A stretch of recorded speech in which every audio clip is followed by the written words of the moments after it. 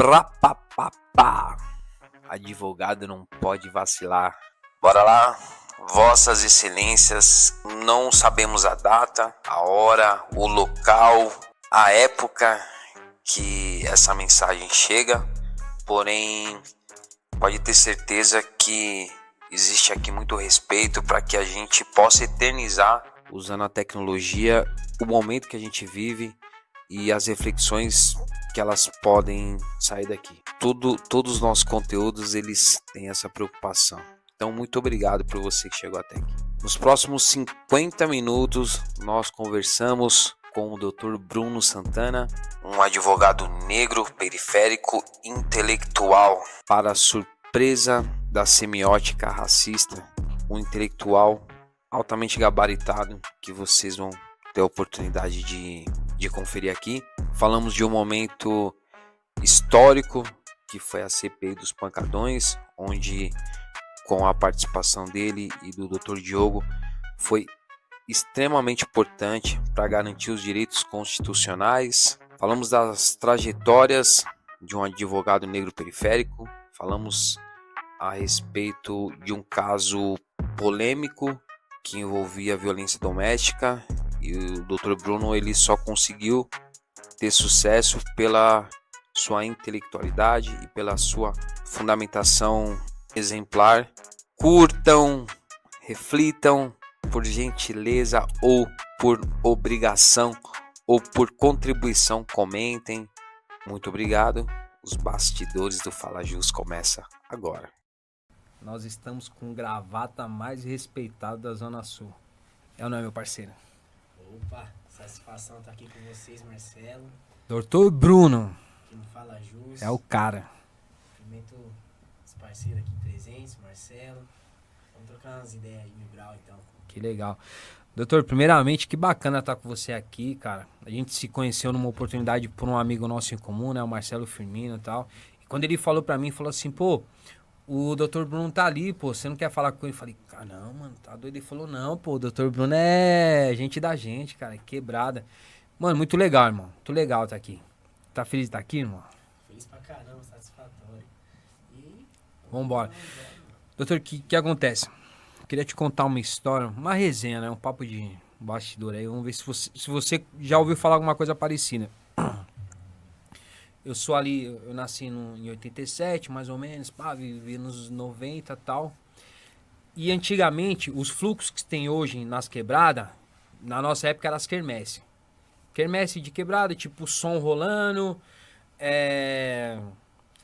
bom, as barraquinhas lá, pô, tipo, ficava assim na volta da igreja, todo mundo andando, e assim, cada esquina assim da igreja tinha um som.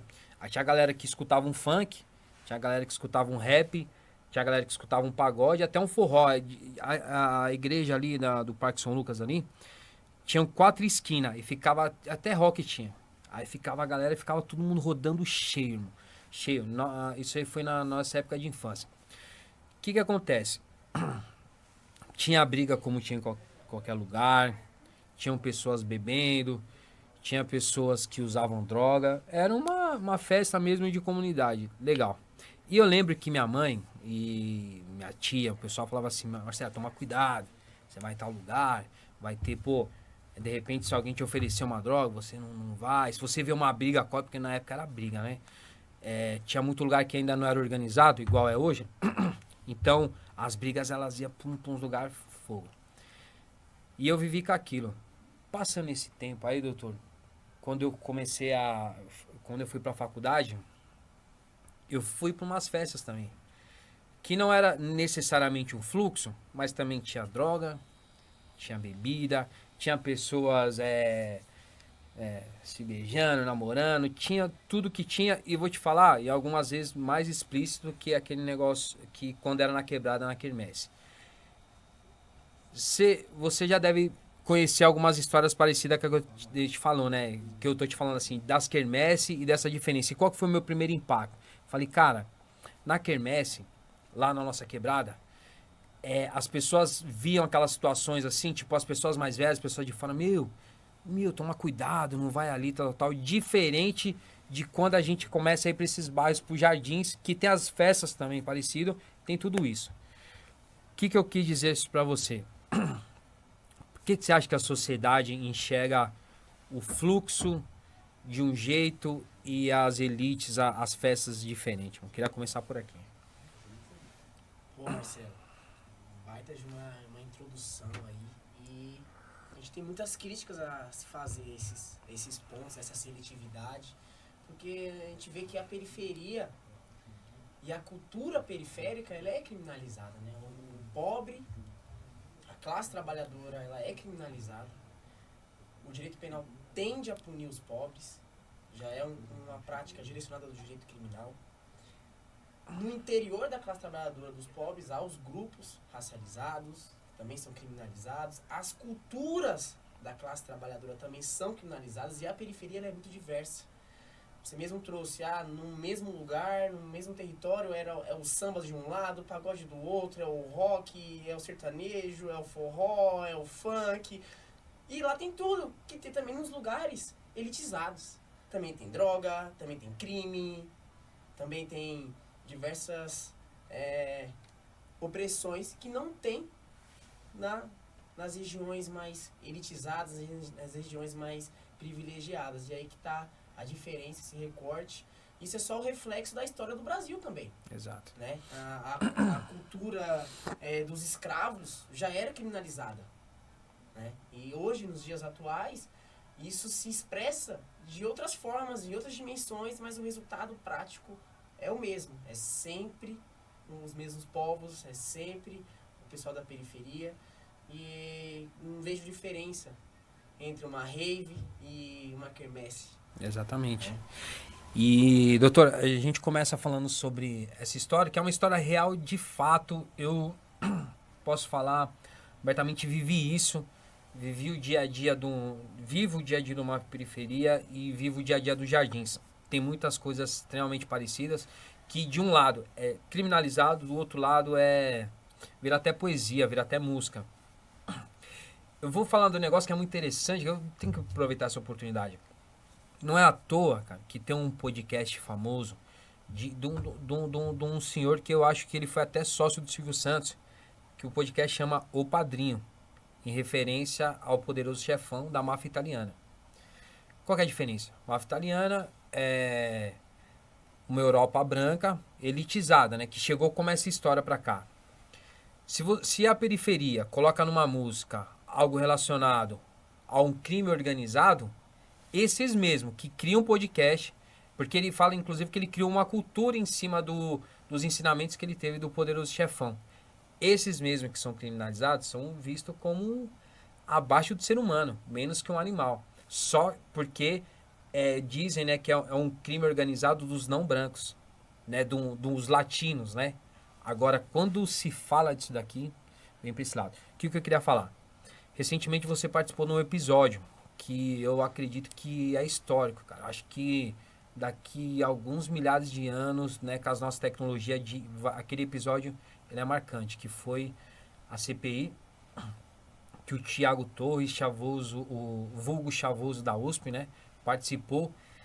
E graças a Deus, graças aos orixás, graças a todas as forças, você e o doutor, qual que é o nome? Diogo. O doutor Diogo estava lá. A gente queria falar um pouco desse episódio, porque até pra gente falar de discussão sobre esse tema, você colocou o ponto legal, né? Da paridade de armas que estava naquela discussão, né? Ele estava sendo inquirido, ele não tinha possibilidade de discutir, né? Como é que foi esse momento? Isso foi uma reflexão que eu tive assim que eu saí da CPI. E a gente vai amadurecendo as ideias. Eu sempre digo que as ideias ela vêm no final da noite para quem gosta de pensar e refletir como que foi o dia. E aí foi quando eu pensei, falei, caramba, o Rubinho ele foi... Não que eu esperava a honestidade do Rubinho. Cara, eu esperava a honestidade do Rubinho. Mas eu pensei, pô, o Rubinho ele foi muito desonesto politicamente, né? Ele foi inquirido por mim lá em algum momento, que eu falei, se ele quisesse debater com o Thiago Chavoso, ele debatia em outro lugar. Por quê? Se ele quisesse debater as ideias, né, as divisões de ideias, iria para um lugar como nós estamos aqui, um lugar e debate as ideias. Ele expõe a dele, o Thiago expõe a dele. Ninguém vai censurar ninguém vai travar o microfone de ninguém. Agora, o Rubinho, ele escuta o Thiago Essa foi a reflexão que eu tive. Sim, sim. Ele escuta o Thiago no Podpah. Depois de ele ter ouvido o Thiago lá criticar a CPI dos pancadões, que pra mim é uma farsa. Sim. É uma farsa. E aqui eu não falo mais só como advogado, também falo como um ser político no mundo, Legal. tá? Então eu não sou só advogado. Também sou Bruno, também sou crítico, sou periférico, também sou um ser político em movimento, um corpo negro em movimento. Então, deixo também as minhas críticas aqui. O Rubinho, ao invés ele levar o Thiago para um lugar em que eles pudessem debater com paridade de armas, e ele, depois de ouvir o Thiago lá no Podpah, ele se sentiu incomodado do Thiago criticar a CPI e o próprio Rubinho. O que ele pensou? Ah, é? Você tá falando, né? Então eu vou trazer você aqui na CPI. A CPI já estava rolando. Sim. Levou o Thiago até lá. Só que aonde tá a questão? A questão tá, o Rubinho, visivelmente, literalmente, ele tá em cima, nós embaixo, um microfone pra três. Se pegar o microfone do Thiago é difícil pra caramba. Pior que ele não queria soltar do jogo de um lado de outro. Gosta. E o Rubinho, o tempo inteiro, ficou nisto que ele não queria resolver as questões dos pancadões. Ele não quer resolver essa CPI. Isso ficou em evidente. Por quê? A todo momento ele provocava o Thiago. E quando o Thiago se insurgia e rebatia de uma forma bem fundamentada, o Rubinho, ele travava o microfone. O Rubinho ameaçou dar voz de prisão, que era nitidamente para fazer corte. Então, a reflexão que eu tive no final do dia foi, o Rubinho foi uma pessoa muito desonesta politicamente, porque ele usou o fato de ser parlamentar, levou o Thiago como testemunha, para depois tentar fazer cortes em cima do Thiago. Como, por exemplo, o Chavoso da USP veio aqui na CPI e foi jantado. Esses cortes de extrema-direita que eles fazem, utilizados, sabe? Sim, sim. E, na verdade, o que aconteceu foi que nós subvertemos essa situação. O mal do Rubinho, eu acho que ele subestimou demais nós. E nós já estávamos preparados para isso. Nós já imaginávamos que ele queria fazer corte. E nós falamos, Thiago, seja objetivo. Ele vai te perguntar, seja objetivo. Só que o Rubinho, ele fazia as perguntas pro Thiago narrar. E quando a gente percebeu que o Rubinho queria lacrar, queria fazer corte, a primeira coisa que eu escrevi no papel, tem uma foto que eu tô assim no papel, que tanto nesse papel, eu escrevi bem assim, ó, ele tá lacrando, faça também, mas faça com sabedoria, não ofenda. Confirmou. Não ofenda. Enfim, e aí foi quando o Thiago começou a se expressar, a trazer pra fora, e uma experiência que eu tive muito boa ali, eu tava tranquilo. Sim. E eu vi que o Dr. Diogo, ele também já começou a ficar inflamado, porque o Rubinho tava provocando demais. E eu falei, não, eu preciso sair desse moinho. Porque o Thiago tá dando uma aula aqui, a gente precisa blindar ele. E o Dr. Diogo também foi excelente nas explanações, então não precisa blindar ele. Vou sair um pouquinho. Quando o Rubinho, ele falou que ia dar voz de prisão, e nós estamos acostumados a fazer audiência criminal, a ficar atento à violação de prerrogativas, atento a violações das garantias constitucionais, quando ele falou que ia dar voz de prisão sem fundamento, eu falei, agora, a nossa sorte foi que tinha as vereadoras lá também, que não deixou a fala do Rubinho sair limpa, porque ali pra mim ficou evidente que ele queria fazer corte. Porque quando ele começou a gritar, o senhor vai sair preso hoje daqui. Se as vereadoras não estivessem lá pra gritar ao mesmo tempo que ele gritou, a fala dele ia sair limpa. E pra quem acompanha as ideias deles lá, o que ia acontecer? O Chavoso da USP foi massacrado na CPI. Rubinho falou que ia dar voz de prisão pra ele ficou quieto. Ele e os advogados dele. As vereadoras gritaram ao mesmo tempo, então a fala dele não saiu limpo, o corte que ele queria não saiu. Sim.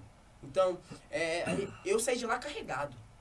Saí de lá pesado, porque aquilo pra mim era uma palhaçada. Sim. A CPI ficou nisso pra mim que era uma palhaçada. A presidência da CPI e os vereadores que estão lá, tá evidente que eles não querem resolver a questão do local dos pancadões. Não só não querem resolver, como também querem se eleger em cima da cultura periférica que é criminalizada. Exatamente. Tem um monte de campo de várzea, quadras de várzea, um monte de propriedades aí sem função social nenhuma, lugares que o Estado pode destinar para realizar os pancadões, regulamentar os pancadões, organizar, mas não, o Estado não quer. O Estado, primeiro, joga as pessoas lá, não teve reforma agrária, as pessoas não tiveram terra, Jogaram as pessoas ali apertadinhas num lugar periférico. Certo. O único momento que as pessoas têm pra fazer um lazer na periferia, independente do funk. Tem música de sertaneja que fala muito mais palavrão. Tem música sertaneja que influencia as pessoas a comprarem arma, a cada vez mais seguir uma política armamentista. Sim, Mas só o funk é perigoso. sim. E ao invés do Estado regulamentar esses lugares para as pessoas poderem cultivar a sua cultura, o Estado ele quer voltar num lugar onde ele não deu lazer e quer criminalizar o único local que as pessoas tiram ali o seu momento para curtir o baile funk. E nós não estamos dizendo também que a gente acha legal as pessoas mijarem na porta de trabalhador. Claro. A gente também não acha legal a pessoa sair de carro e depois ela não consegue mais voltar para sua casa porque a rua já tá cheia de gente, já tem carro, moto, tudo na frente, a pessoa não consegue mais voltar. A gente não tá concordando com isso. Mas a crítica que tem que ser feita é: o Estado não deu lugares de lazer e agora o Estado quer se preocupar com o trabalhador. Eu gostei muito da fala do Thiago lá na CPI, quando ele fala, tem outras coisas do trabalhador que as pessoas têm que se preocupar também, como o trabalhador que sai para trabalhar cedo, com a marmita é enquadrado pela polícia, é esculachado. As pessoas querendo tirar a escala 6, a escala 6x1. Tem outras questões dos trabalhadores que nós temos que se preocupar, mas não, vocês querem se preocupar com o baile funk é criminalizar. Exatamente. Doutor, é muito legal a sua explanação, que é o seguinte... Fala pra caramba, né, mano? Não, mas fala muito bem, isso que é importante. E você falou de algo assim, a desonestidade política do Rubinho. O que acontece? Ali, quando você invoca, quando você traz alguém para participar daquela CPI, você está usando toda a força do Estado contra uma pessoa. E se a ideia era debater, ele poderia chamar o Thiago Chavoso da USP para debater. Se o Thiago não quisesse, ele podia reagir, ele podia publicar, esperar a crítica. Porque se de repente o Thiago não critica, outras pessoas iam pressionar, iam falar pelo Thiago, ou em nome do Thiago, ou pelo que ele acredita, pelo que o Chavoso da USP acredita. Mas não, ele usou aquela ferramenta do Estado, que é uma ferramenta extremamente importante, é caro. Aquelas horas são caras. Os políticos, né, que são os neoliberais, né, que fala, aquelas horas são caras para fazer corte. Quer queira, quer não, a ideia é essa, é você usar aquele momento para fazer corte. E ainda bem, graças às forças maiores, que vocês estavam lá, porque o Fala Jus, ele fala do papel do advogado, e o papel, principalmente desse advogado periférico. Eu preciso só pontuar um negócio. Ele ficou impressionado porque na semiótica, 2 doutores igual vocês, 2 homens negros periféricos, não era para estar naquele lugar, entendeu? Não é... O Estado não acostumou a ver 2 homens negros periféricos naquele lugar de embate e fundamentado, entendeu? Então, é esse que é o choque. Ele chega, ele pode falar o que ele quer e ele vai ter lá 3 homens negros escutando simplesmente. E aí vocês foram fundamentais. Foi histórico. Foi histórico. Foi. E como é que foi? Você consegue dizer mais ou menos como é que foi o momento que o Thiago chamou vocês? Com aquela preocupação? Você falou que estudou também alguma... Eu cheguei a estudar ali bem em cima. O doutor Diogo, ele deu um salve e falou assim, o Thiago vai ter que ir lá na CPI. Vamos lá comigo? Eu falei, bora, irmão. Pra cima, porque nós é junto, Sim, né? sim, Tipo, sim. Vai estar em comunhão. Vocês igual... moram perto lá? Não, eles são de Guarulhos. O Thiago, se não me engano, ele mora... Não, o Thiago morava em Pirituba, enfim. Sim. O Thiago hoje tá morando em Guarulhos. Enfim, Sim. o Diogo também é pra esses lados, eu sou da Sul, Sim. enfim, mas as ideias unem, né? A gente Sim. encontra essas pessoas nas esquinas da vida e as ideias unem. Isso que Com certeza. que é a parte mais legal. E aí o Dr. Diogo deu um salve, parceiro. Eu também já tinha dado um salve nele numa vez que eu tive que acompanhar o Thiago numa delegacia. Claro. Que os policiais fizeram uma arbitrariedade na virada cultural. Fizeram o parceiro do Thiago, o Guilherme, ingerir haxixe. Isso aí foi instaurado um procedimento administrativo de ofício, porque tomou uma certa repercussão. E aí fui acompanhar o Thiago no batalhão. Eu sempre gosto de contar essa história porque é um momento. Mano, o Thiago, no dia da inquirição, que ele foi chamado pra ir lá no batalhão de polícia, na 18ª BPM. E eu nunca tinha ido no batalhão de polícia, não me sinto muito confortável no batalhão de polícia. Delegacia civil a gente tá em casa ali e tal, é um ambiente também hostil em muitos lugares, mas batalhão de polícia, pô, os caras como se fossem soldados de guerra, os caras tipo, os caras é chucro, mano. Pô, batalhão de polícia, vamos lá, né? Vamos blindar o cara. Chego lá, o Thiago tá com a camisa do antifascismo gigantesca, um monte de corrente dentro do batalhão, tatuagem na cara. Eu falei, mano, isso só acontece com nós, mano. Isso só acontece. Entramos policial olhando pra ele, falei, caramba, mas não pode fazer nada, vai ter que ir.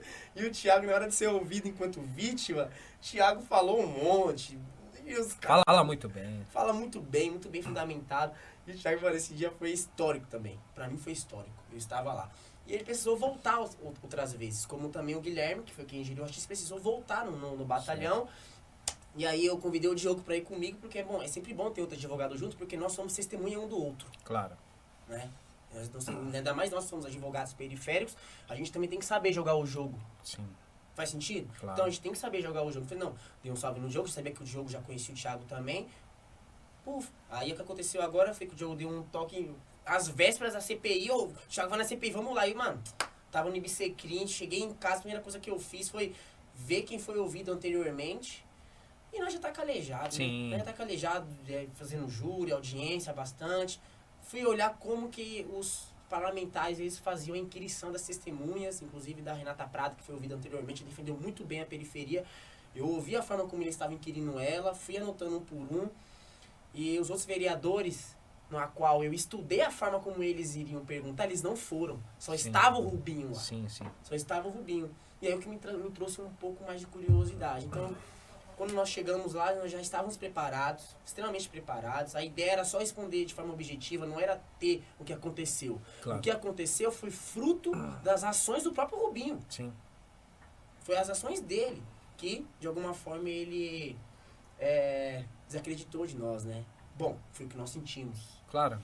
Isso, invertemos a situação e o que ficou deu, marcado. não só vocês sentiram, mas o que transmite. Quando eu vi o vídeo do início ao fim, e ao que transmite é isso mesmo. Desacreditar, inclusive até no modo que ele fala, né? Todo momento querendo ensinar, né? Os doutores e tal, né? Você percebe isso. Porque eu acho que é uma situação que você tá, infelizmente, acostumado a ver, né? Tipo, o advogado periférico não tem um estereótipo, né? Não, advogado negro, qualquer espaço que vai de poder, o pessoal sempre coloca em xeque a nossa intelectualidade, sempre coloca em xeque a nossa competência de trabalho. Sim. A gente tem que estar sempre provando 10, 20 vezes mais que a gente sabe ser um bom advogado criminalista, que a gente sabe ser um bom operador do direito. Então, muitos lugares são assim, né? Então, a gente tem que começar a normalizar que advogado preto, periférico, é bom também. Exatamente. Que é competente também. Então, é tão importante que, no momento, reagiu a uma voz de prisão, né? E conseguiu contextualizar do que aconteceu de fato, né? Que o Thiago foi muito bem também orientado por vocês.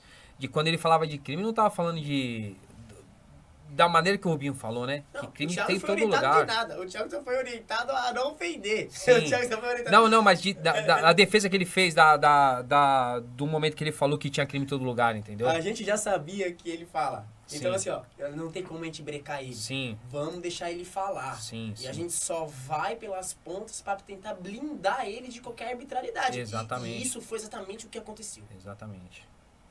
E aquele negócio, né? Vários momentos que vocês interrompem o Rubinho. Inclusive, tem uma hora que até falou que ia cortar o microfone de vocês, né? Ele cortou meu microfone na hora. Ele apelou em cima, deu uma voz de prisão. E talvez pro Rubinho ele não entenda o que é uma voz de prisão para alguém periférico. Porque ele talvez não saiba o que é isso, né? Alguém ser preso, alguém cercear a sua liberdade, cercear a sua liberdade de expressão, inclusive, né? Porque tava falando e não é um ambiente para ser preso. Vamos combinar, né, gente? Tem tantos problemas aí, aquele momento de se dar uma voz de prisão por uma fala daquela, enfim. Irmão, que legal que você tava lá, que vocês estavam lá e conseguiu trazer isso para nós. É um momento histórico que vai rodar há muitos anos. O Chavoso, ele teve muita sorte de ter vocês ao lado lá. A gente, quando tava vendo de cabo a rabo lá, vendo como que vocês foram valentes e corajosos, assim, porque é um ambiente muito hostil mesmo, né? As vereadoras ajudaram, né? E voltando um pouco, reforçando também esse ponto, até pra gente entrar no outro tema, o problema é que você falou, né? E o que o Chavoso falou, o povo não tá aqui discutindo, né?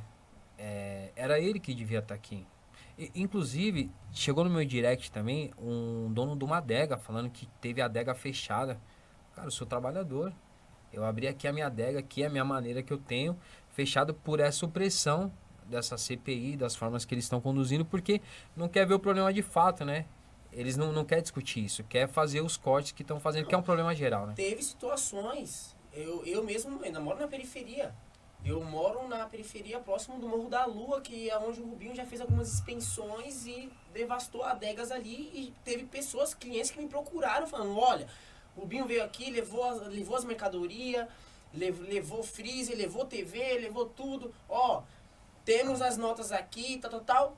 Pessoal, procurei me informar para onde que foi essas coisas e a gente ficou sabendo que ia para Lapa, né? Acho que era para a subprefeitura da Lapa, salvo engano. Essas pessoas chegaram aí até lá e não teve os seus objetos restituídos, porque os objetos acho que nem estavam mais lá. Não estou acusando ninguém de roubo de nada. Não quero caluniar ninguém. Mas é as informações que chegaram, as denúncias que chegaram. Sim. E não foi uma pessoa, duas ou três. Sim. É a comunidade falando sobre isso. Sim. O Rubinho, sim, ele pode chegar em um lugar e ele aprender bebidas que tem nota e as que não tem nota. Agora, ele levar tudo. E aí as pessoas pegam notas pra retirar alguns objetos. E chegar lá, esses objetos não estão mais? O que aconteceu? E é o ganha-pão, né? E é o ganha-pão. Então, É o pagamento do aluguel, da é pensão. o crime organizado pelo Estado. Isso, exatamente. Eu ia falar, doutor, que interessante, que bom. Tem mais algum ponto que você queria falar daquele momento que você acha que é importante elucidar? Não, só o momento que a gente saiu de lá mesmo da Câmara que a gente saiu. Pô, isso aqui foi histórico. A gente saiu assim falando que pô, isso aqui foi histórico. Isso é legal. Como é que tá sendo o feedback? Até hoje tem, né? Até hoje tem. O que as pessoas têm chegado? As pessoas mandam mensagem. Eu recebi uma mensagem de uma professora que me marcou bastante. Eu recebi diversas mensagens nesse aspecto. Pô, eu fui mostrar a CPI na sala de aula e um aluno pediu para pausar e mencionou que havia 2 advogados negros e tudo, e que não estava acostumado a ver advogados negros nessa posição, enfim. Então essas coisas acabam, assim, deixando a gente emotivo, sabe? Até porque a gente nunca imaginou. Eu mesmo nunca imaginei ser quem eu sou. Nunca imaginei, nunca cogitei ser advogado. Quando eu me vi já tava e agora é caminho sem volta. E a gente tem que ter compromisso quando a gente assume representatividade. Eu acho que a questão da representatividade, ela não pode ser quantitativa. De forma quantitativa é importante, até para normalizar pessoas pretas nos lugares de poder. Mas também só ter pessoas pretas num lugar de poder também não resolve problema nenhum. A gente tem que ter qualidade crítica também. Sim. Porque o que mais nós temos também é pessoas pretas nos passos de poder que colocam máscaras brancas. Sim. Salve Fanon. Então, tipo, é isso. Sim. Sabe? Então, tem a música do Emicida lá, que como é que é? Ícaro me falou, não voa perto demais do sol. Eles não aguentam te ver livre, imagina te ver rei. Né? Porque é o seguinte, vocês estavam lá, advogados qualificados. Beleza, já rompeu. Tô falando assim da visão da opressão. Já, caraca, o que aconteceu já tá aqui. Na hora que vocês rebatem, fundamentando, e no português, claro, engolindo, aí realmente ali, pra ele ali, a psicologia dele, a psique dele falou assim, meu Deus do céu, cara, isso aqui não tava no script. Eu não fui acostumado a ver isso. Nenhum filme me mostrou isso. A novela não me mostrou isso. As músicas que eu escuto não mostrou isso. Eu fui, entre aspas, atropelado por 3 homens negros periféricos, sendo 2 advogados, que ele é advogado também, né? E ele não teve esse cuidado. Pô, doutor, que legal que foi isso aí, né? eu peguei um ponto, eu tive uma reflexão agora em cima do que você falou. Por favor. De um artigo que eu estava lendo recentemente, que é do Silvio de Almeida com o Júlio... o Silvio de Almeida e o Júlio Veloso. Silvio de Almeida e Júlio Veloso, que é o Pacto de Todos contra os Escravos. Eu vou ser breve em relação a isso. Não precisa ser breve. O que significa isso? Era na época da escravidão, no Brasil Imperial, em que a escravidão do Brasil ela era complexa, mas ela era diferente de outras escravidões. Por quê? No Brasil, o exemplo que teve no Haiti, da Revolução haitiana, deixou a elite escravista brasileira com os olhos abertos. Né? O Brasil não pode ser um segundo Haiti. Olha lá a Revolução Haitiana. Então o que eles fizeram no sistema escravista? Eles deram pequenas mobilidades. Então você tinha proprietários grandes proprietários de escravos, você tinha médios proprietários de escravos e você tinha pequenos proprietários de escravos. Todos brancos proprietários de escravos. E tinha os livres, né? Os escravizados que eram libertos e também podiam ter escravos. Sim. E também podiam. Então, essa certa acessibilidade dessas pessoas, certa mobilidade, era o que fazia as pessoas não questionar o sistema escravista. Isso é uma dimensão ideológica daquele sistema produtivo. Então, hoje, no mundo que nós vivemos, no sistema produtivo que nós vivemos, nesse sistema econômico que nós vivemos, quando pessoas pretas têm espaços de poder, a classe pobre tem essa certa mobilidade, isso também faz parte do jogo ideológico, do movimento ideológico do mundo que nós vivemos. Para nós não questionarmos as correntes que nos prendem. Sim. Então isso faz parte também da lógica. Então a gente, às vezes, eu penso assim, né? A gente tem que, às vezes, sair um pouco desse lugar, ver de fora. Para que a gente possa deixar aí para gerações que vão vir, vão chegar, reflexões, críticas e que a gente possa transformar as coisas.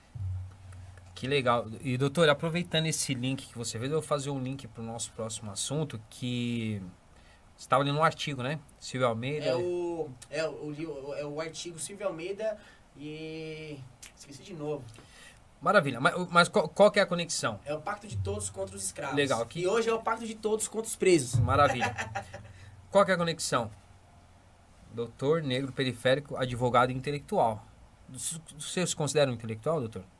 Se eu me considero também intelectual. Um intelectual. Eu gosto de exercitar abstrações, mas Sim. não só abstrações, Sim. mas abstrações voltadas à realidade, voltadas à concretude. Exatamente.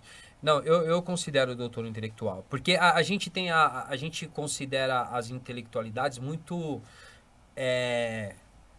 por exemplo, que artigo que fulano escreveu, né? Eu acho que a sociedade enxerga um pouco assim, mas eu acho que as ruas, os lugares têm principalmente intelectuais orgânicos, que não é nem o seu caso. Você não é só um intelectual tipo de vivência. Além da vivência, você é muito bem fundamentado. Inclusive, não é porque você está aqui não, porque a gente já em outras oportunidades conversou sobre isso. Né? O doutor tem uma paixão por filosofia, né? E tantos outros estudos, aí você tá bem. E você consegue fazer essas conexões, o rap, filosofia, tudo. O rap salvou minha vida. O rap salvou... Por que salvou a vida? Não, o rap salvou minha vida porque eu cresci com meus primos sempre ouvindo rap. Morava eu, minha mãe, meu pai e minha irmã na casa da minha tia, e eu tinha 2 primos mais velhos que moravam lá também. Um gostava muito mais de jogar bola, então eu me aproximei muito do futebol por causa do meu primo Jonas, que gostava de jogar bola, do meu primo Beto, que gostava mais de soltar pipa, e ele tinha CDs do Espaço Rap. Eu era criança, eu ficava vendo aquela capa do Espaço Rap com aquele fantasma, aquela imagem fantasmagórica com um capuz. E aquilo ali, tipo, na minha memória infantil, foi o que me marcou. Pô, esse CD aqui com essa capa, meio que sinistro, enfim. E a minha mãe também, ela gostava de ouvir a música Homem na Estrada. Eu lembro que minha mãe ia pra escola, né? Que nosso povo, infelizmente, termina a escola Sim. depois do tempo, enfim. Sim. E ela ia pra escola, ficava eu e minha irmã em casa sozinhos. Eu tinha, acho que era 7, 6 anos. E eu já sabia cantar ali uma boa parte da música Homem na Estrada, porque meus primos já ouviam rap, os amigos do meu primo iam até a casa da minha tia, e eles ouviam música lá, e eu acho que isso ficou muito gravado na minha memória. Sempre ficou gravado isso, aí saía com eles no carro, ia pra rua com meu primo soltar pipa, os amigos dele tudo ouvia rap. Então, chegou um certo momento, quando eu fui pra universidade, eu comecei a ter acesso com essas categorias filosóficas, em que eu comecei a ter respeito por mim enquanto homem preto. Né? Eu vi uma frase que em relação ao Malcolm X, né, que tipo que o homem preto tem que ter respeito por si mesmo. O que é respeito por si mesmo? É você ter consciência de si no mundo. E quando eu comecei a ter consciência de si no mundo, parece que o meu mundo se abriu tanto que eu falei assim, pô, todas essas músicas que eu ouvi do rap, que eu sei de cor, agora faz sentido. Eu tô entendendo tudo. Caramba, mano, tipo, uma coisa assim maravilhosa na minha vida. Aí ficou louco mesmo, aí foi caminho sem volta mesmo. Com certeza. Aí comecei a ficar radical mesmo nos pensamentos, nas ideias. E isso é maravilhoso. Quando você fala do rap, doutor, também eu costumo falar assim, que eu tenho 2 graduações, né? Design gráfico e Direito. Porém, a minha principal graduação, que ela inicia lá, deixa eu ver mais ou menos, quando eu tinha ali uns 12 anos, 13 anos, é uma formação que segue até hoje, é o rap. E os Racionais MC, principalmente, é minha faculdade, né? Minha universidade. Ainda mais agora que o Brau é doutor, então, além de tudo, tem um fundamento legal, né? E é o que forma a gente, né? Tem muitas coisas que a gente vê no dia a dia que a gente lembra daquela letra de rap. Fala, pô, quem me ensinou isso aqui não foi um livro, não, pô. Infelizmente, nem meu pai pôde me passar essa informação. Quem passou foi o rap. E pra concluir, por que o rap salvou minha vida? Porque quando eu cheguei na universidade, que eu achava que era burro e que eu não podia aprender, quando eu associei alguma coisa que eu comecei a compreender, eu sempre linkava, principalmente direito criminal, eu linkava com o rap. E quando eu linkava com o rap, esse processo de aprendizado fez sentido pra mim. Sim. Então, ou seja, o rap me ajudou a aprender. Com certeza. Eu aprendi as matérias da universidade através do rap e compreendi mais o rap através das categorias abstratas e filosóficas que eu aprendi na universidade. Então, foi uma troca ali. Com certeza. Mas o rap esteve comigo na minha memória infantil toda essa parte, tava guardado ali. Quando bateu a lâmpada, aquele estalo, aquela faísca, aí iluminou assim, eu falei, então eu digo, o rap realmente salvou minha vida, porque quando eu me enxerguei que eu não era burro e que eu podia aprender, aí não só minha vida transformou, como eu também ajudei a transformar vidas ao meu redor. Claro. Então, olha que legal. O rap te deu essa força. Quando a gente vê aquele vídeo lá, aquele recorte lá, você contestando o Rubinho, é isso mesmo, cara. Ali é uma cena de rap. Ali é um flow de uma música, não tem como ser diferente, velho. E eu acredito não só isso, mas assim, uma das forças iniciais que você consegue fazer isso é porque você fala, cara, na moral, quem que é você, irmão? De onde eu venho? O que eu sei, velho? Você não vai oprimir a nossa fala desse jeito, não. E, bom, não é à toa que você falou um negócio que é muito interessante, que as crianças, né, gostou, né, irmão? Isso aí não tem preço. É o futuro e a esperança. É o futuro e a esperança. Meu irmão, você recentemente, eu acompanho você nas redes sociais, você postou um caso muito interessante lá, que foi até de uma absolvição, né, de um tribunal do júri, né? O cliente de vocês ali iria ser preso, sabe mais ou menos quantos anos? Ah, a pena? É. Ah, a pena é acima de 12 anos. Acima de 12 anos. Homicídio qualificado. Legal. 12 a 30. E eu queria fazer um link agora com esse novo assunto, porque ele também, em algum momento a gente vai esbarrar na questão do Silvio Almeida, tá? No decorrer. Mas eu gosto sempre de falar uma resenha, de explicar uma história, porque assim, existe até uma música de um partideiro periférico, Maurinho. Meu irmão, se estiver escutando agora, o Maurinho é fera. E ele fala pra gente contextualizar esse assunto, ele fala da história de um compadre e uma comadre, que eles brigam, aí os vizinhos vão lá, aparta a briga. Aí tira o compadre da casa. Aí a comadre vai, chama ele de volta. Aí a comadre vai, briga de novo, a comadre vai lá na rua, fala, gente, chegou doidão, tá causando. Vai lá, pega ele, vai. Naquela sua fala, você fala de realidade. Existe pessoas que estão desconexas com a realidade. Felizmente ou infelizmente. Felizmente para a saúde mental, né? Que estão lugares que não acessam, mas a periferia, as realidades vivem isso, né? Foi um caso parecido que vocês viveram, né? Que viveu e que conseguiu, graças a Deus, absorver. Uma questão parecida, onde envolve violência doméstica, né? Uma legítima defesa e quase teve um final mais trágico do que já era, né, doutor? Queria que você falasse um pouco desse caso. Muito difícil emplacar a tese de legítima defesa de terceiro, sendo que o terceiro é o principal acusador. Acho que essa é uma boa introdução. Show. E esse terceiro, principal acusador, que foi protegido, no caso pelo nosso cliente, estava no contexto de violência doméstica. A sorte é que o réu, ele fez uma gravação minutos antes de ele ter... Só um minutinho, doutor. Explicando assim para quem é muito leigo. Dividindo as partes. O réu, a vítima... É que eu não posso falar os nomes, né? Não falo os nomes não, mas assim, por exemplo, para quem tá tendo acesso... Tem muito advogado estudando direito que escuta, mas tem uma galera que não... que não sabe a diferença. Certo. Vamos lá, vamos começar do que seria o réu aqui, quem que seria a vítima nesse caso.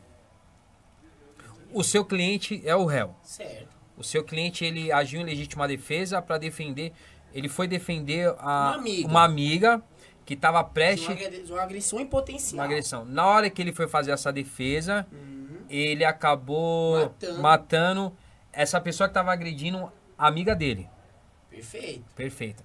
Então, o que acontece? Nesse caso, porque uma vez a gente passou por um caso parecido que a gente tinha dificuldade de falar no tribunal quem era a vítima. No caso, você vê... Eu entendi, fica confuso quem é a vítima aí. a vítima do processo foi o agressor em potencial. Certo. Né? Que ele acabou, morreu. Que acabou morrendo, Morrendo. a vítima do processo. Mas, o que foi o que a gente falou lá nos Isso. autos. Que se a vítima não fosse a vítima do processo, Sim. seria a pessoa que foi protegida no lugar dele. Então, a história começa com uma vítima. Essa vítima, ela estava sendo agredida.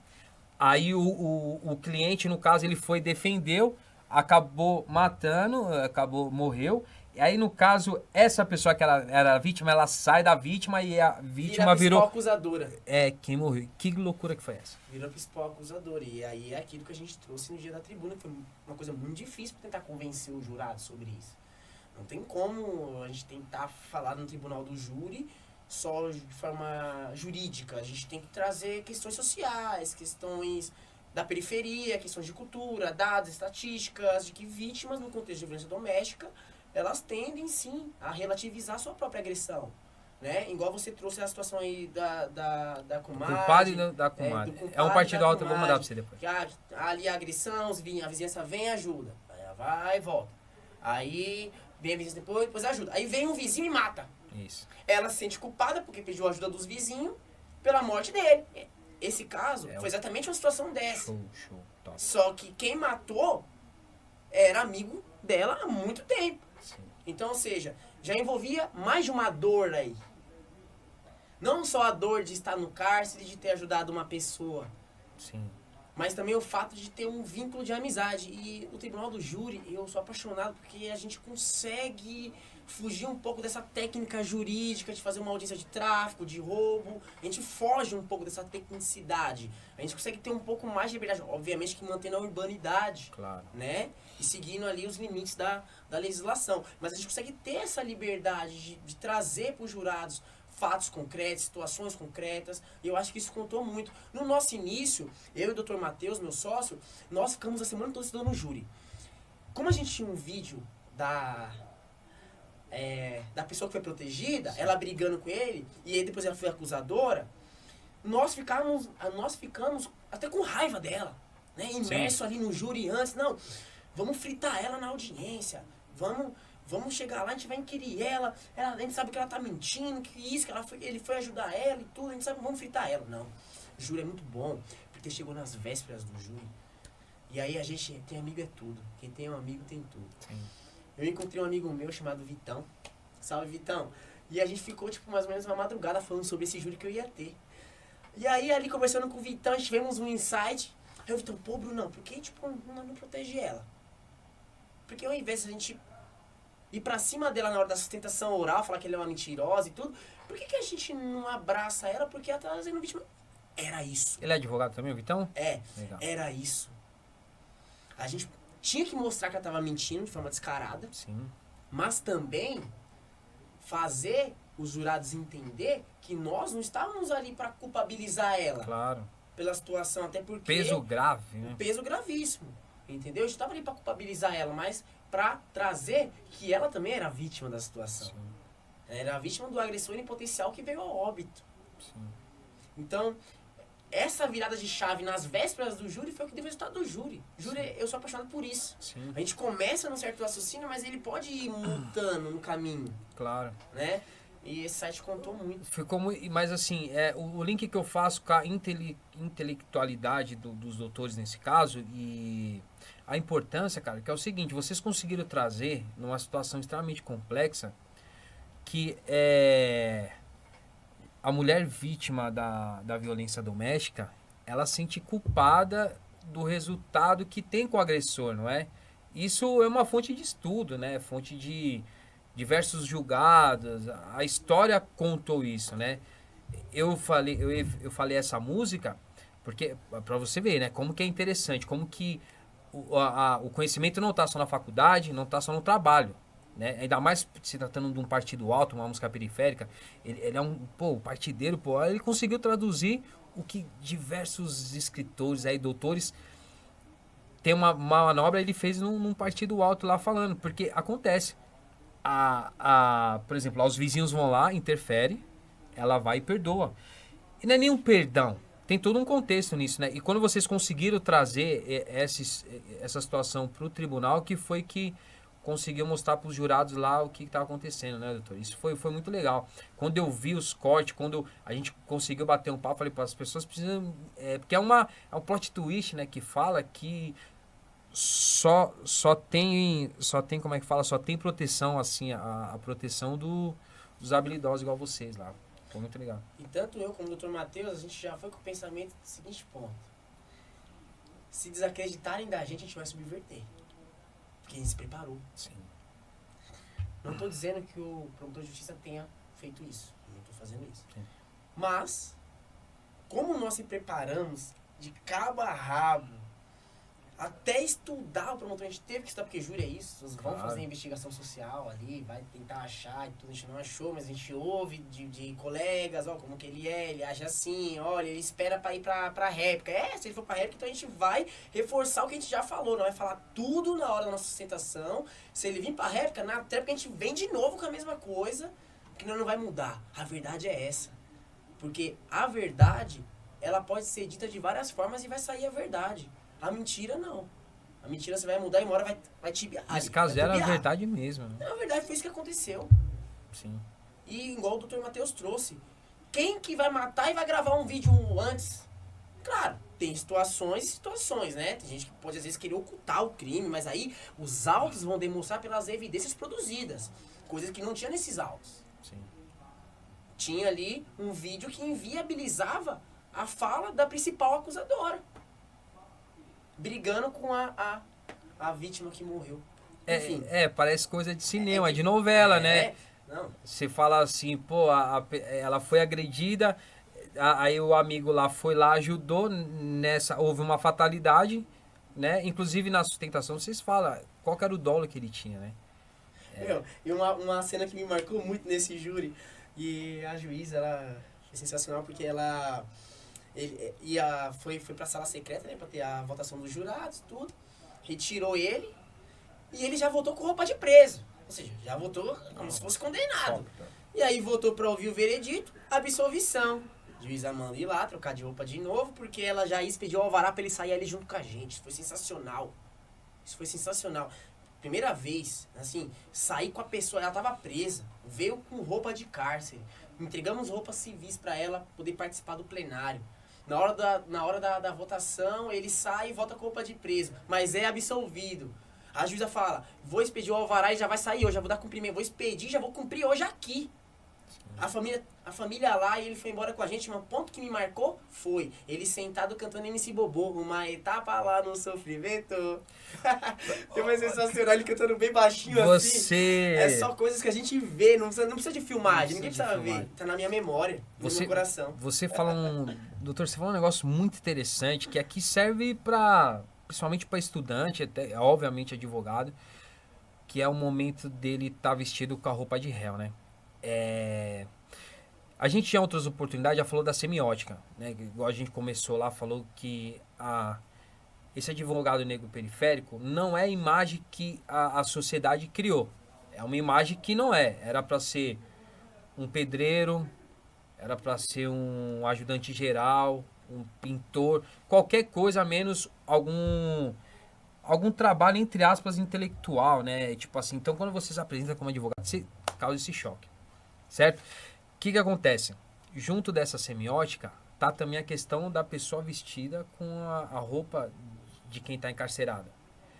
A gente não pode fugir disso. Os jurados estão vendo aquela pessoa lá, ela sendo julgada, as pessoas falando dela, e ela com a roupa que esses jurados estão acostumados a ver na televisão toda hora. Esse é o bandido, esse é o criminoso. E vocês, na sustentação, você falou isso. Não julgue ele por essa roupa, né? Isso foi maravilhoso, doutor. Porque a gente sabe que podia estar daquele lado. Ainda mais num júri. Qualquer pessoa pode estar sentado no banco dos réus no júri. Até você provar que é legítima defesa, você pode estar sentado lá. Até você provar que foi um equívoco, que foi alguém semelhante a você, até por conotações raciais. Você tá lá vestido com aquela roupa, com pessoas para decidir o rumo da sua vida. Então, isso também me toca. Não adianta as pessoas só falarem assim, porque eu sou advogado, a gente tem que ser frio, a gente tem que ser técnico. Eu não acho. Eu acho que há um equilíbrio entre a gente ter um pouco das emoções que nos guiam e a racionalidade para aplicar isso na prática. Eu acho que existe um equilíbrio aí. Porque eu acho que se um dia eu parar de me comover com essas situações ao meu redor, eu largo a advocacia criminal e vou fazer outra coisa. Tem que ter, né? Tem que ter. Sim. Doutor, foi muito legal aquela, inclusive foi uma aula, né, ali para, igual eu volto a dizer, tanto para estudante, tanto para quem advoga, ali foi um... O que eu queria fazer o link com o Silvio Almeida, né? Recentemente o Silvio Almeida, ele foi acusado de uma... Chegou a ser importunação? Não vai me pôr na furada, Não, mano. tá tranquilo. Mas traz um ponto extremamente importante. Foi importunação? Não me lembro agora. Enfim, Foram várias denúncias. foram lá, várias né? denúncias. E aí ficou uma situação muito delicada, porque que acontece? Duas pessoas do campo progressista, duas pessoas negras, e aí você, tipo Um assim, dia de luto. um dia de luto total. E aí a primeira questão que vem é o seguinte, não é nem polêmica não, é bem mais técnico que todos possam imaginar agora. O que acontece? Nesse momento, quem que você vai sair em defesa? É o mesmo lado, né? Porque se fosse ao contrário, sendo bem sincero, é mais fácil, né? Falar assim, pô, é um mano ali, um mano branco, de direita, ali ele fez isso, caramba, vamos macetar pra ele. Ou ao contrário, fala assim, pô, é uma mina branca, é uma mulher branca de direito, tá querendo reproduzir o que a história já reproduziu, de colocar, tem um livro lá, O Sol é pra Todos, o livro, o filme, você chegou a assistir? Mas fica uma dica, tem um livro, E o Sol para Todos, que é e tem se eu não me engano também tem a teoria de Karen. Acho que é isso, que a maioria das vezes é uma mulher branca que ela se diz que ela foi vítima de um estupro de um homem negro. Esse homem negro vai morrer, ele vai perder, enfim, ele vai sofrer as consequências, né? No caso do Silvio Almeida, a consequência foi dele, pô, diziam até que eu sou um presidente do Brasil, né? Mas a carreira política dele foi detonada aquele luto, né? Tá me incomodando muita gente. Ali luto. Mas ele trouxe um ponto, depois de uma outra... Não deixa de ser meu referente, independente... Claro. Não deixa de ser um Não, referente, sim, uma teórica gente, pra mim. olha, vou te falar. Não. Pra quem acompanha, foi um luto, foi muito difícil, cara. Foi um soco no estômago, porque independente de quem tava certo e errado, já foi a tragédia. Não era pra esse campo estar discutindo aquilo, né? Alguém tá ganhando. com Alguém isso. tá ganhando. Mas enfim, ele trouxe um ponto, doutor, que é muito interessante, que eu acho que é o seguinte, que é a palavra da vítima nesse caso de importunação, né? Porque se em algum momento ficou assim, a vítima falou que ela foi lá importunada, tal, aconteceu o que aconteceu. A palavra da vítima, ela serve para construir a culpa. Porque antigamente, acho que o doutor sabe melhor do que eu, a vítima ia para uma delegacia, chegava lá, tinha um delegado, esse delegado escutava ela, falava assim, não, volta para casa, isso é briga de família. Quando começou a estudar mais isso, falou assim, não, peraí, acolhe essa vítima. Foi em razão dos movimentos. Em razão do movimento. Só que na página 2, essa palavra por si só não pode ser... Absoluta. Ela não pode romper a presunção de inocência.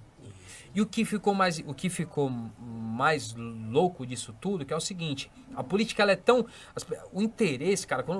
Nunca usaram a palavra da vítima de uma mulher negra. Isso. Enquanto vítima uma mulher negra. Isso. Nessa situação, usaram a palavra da vítima com uma mulher negra em choque com a presunção de inocência de um homem negro. Isso. Você entende que é uma coisa que dá um artigo, isso? Isso. Independente de quem são esses indivíduos. Isso, até para passar para você, que eu falo? O que acontece?